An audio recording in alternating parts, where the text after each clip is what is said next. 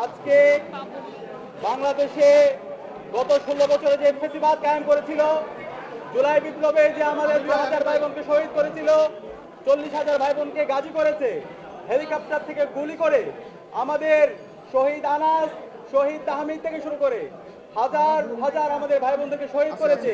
সেই খুনে হাসিনার আজকে মৃত্যুদণ্ড ঘোষিত হয়েছে।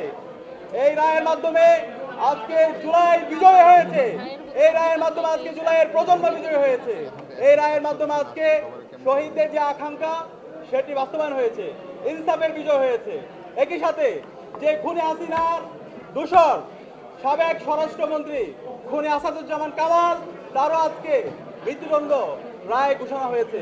কিন্তু একই সাথে আমরা আশা করেছিলাম যে খুনি হাসিনার নির্দেশে আমাদের টাঙ্গারপোল থেকে শুরু করে আমাদের সাভারে এবং সারা দেশে যে গণহত্যা চালিয়েছে, হেলিকপ্টার থেকে গুলি করেছে সাবেক পুলিশের আইজিপি চৌধুরী আব্দুল্লাহ আল মামুন, তারও দৃষ্টান্তমূলক বিচার আওতায় আনা হবে। কিন্তু তার যে 5 বছরের তাকে কারাদণ্ড দেওয়া হয়েছে সেটা আমরা সন্তুষ্ট না।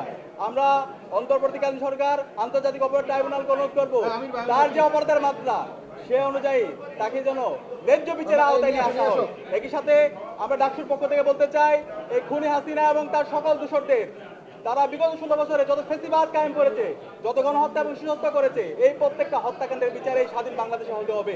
একই সাথে হাসিনাকে ভারত থেকে স্বাধীন বাংলাদেশে দ্রুত নিয়ে আসতে হবে। এক্ষেত্রে ইন্টারপোলের সহযোগিতা নিয়ে এবং আন্তর্জাতিক যত মাধ্যম আছে সেই মাধ্যম ব্যবহার করে খুনি হাসিনাকে এবং তার দূষণদেরকে দেশে নিয়ে এসে দ্রুত রায় কার্যকর করতে হবে। এবং আজকের এই রায়ের জন্য আন্তর্জাতিক অপরাধ ট্রাইব্যুনাল এবং ইন্টারিম সকল তদন্ত কর্মকর্তা, শহীদ পরিবার সবাইকে আন্তরিক ধন্যবাদ জানাচ্ছি। আমরা সবাই ঐক্যবদ্ধ হবে জুলাইয়ের যে প্রচার শুরু হয়েছে, সকল রাজনৈতিক দল, ছাত্র সংগঠন, আমরা শহীদদের আকাঙ্ক্ষার আলোকে একটি বৈষম্য ইনসাফ বাংলাদেশ